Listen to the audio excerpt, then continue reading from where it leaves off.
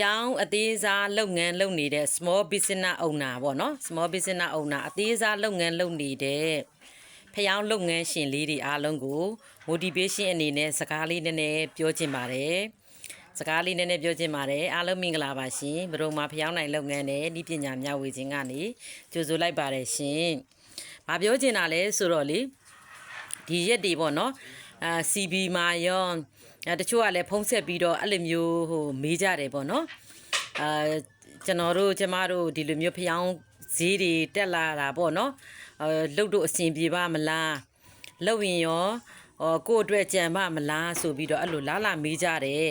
တို့ရဲ့လုပ်ငန်းတူဖျောင်းလုပ်ငန်းလုပ်နေတဲ့လုပ်ငန်းတူလေးတွေနော်အသေးစားစီးပွားရေးလုပ်ငန်းလုပ်နေတဲ့သူတွေကို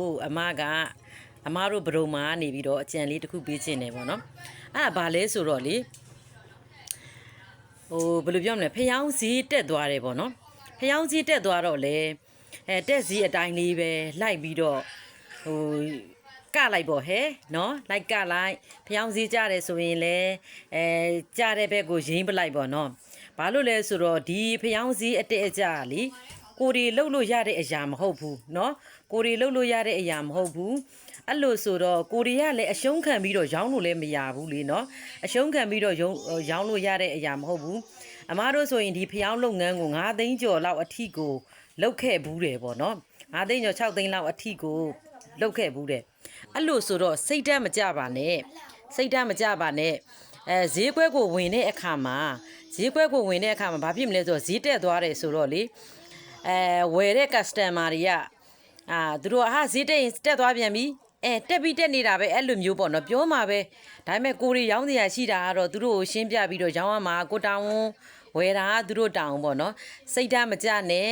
ပြီးရင်သူ့ဘာသူဘယ်လိုပြောမလဲဖျောင်းတစ်ထုံ2000ဖြစ်တဲ့အခါကျရင်လေသူ့ဘာသူဝယ်သုံးကြတာပဲနော်ဒီအချိန်လေးကိုတောင်းခံထားမှကိုကဒီခုံးစားပေါ့နော်ဒီအချိန်မှာထွက်သွားလို့ရှိရင်လေအရန်နစ်နာတယ်ပေါ့နော်နစ်နာတယ်ကိုရဲ့စူးစမ်းသမျှတွေကတဲတဲ့ရည်သွန်းတယ်လို့ဖြစ်တယ်နော်ဒါကြောင့်မလို့ကိုရဲ့ဖျောင်းအခုဈေးတက်တယ်ဆိုရင်လည်းစိတ်ဓာတ်မကြပါနဲ့ဆက်ပြီးစူးစမ်းပါသူရာသီချိန်လေးအမီလေးတော့စောင့်နေပါလို့ပြောချင်ပါတယ်နော်စူးစမ်းပါအတူတူစူးစမ်းကြတာပေါ့နော်အမတို့လည်းအောင်မြင်တဲ့အထဲတော့မပါသေးပါဘူးဒါပေမဲ့ကိုတိတာကိုတက်တာလေးကို sharing လုပ်ပေးတာပါသိကျင်တယ်ဆိုလို့ရှိရင်အချိန်မရွေးဆက်သွယ်ပြီးမေးလို့ရတယ်နော်အားလုံးကျေးဇူးတင်ပါတယ်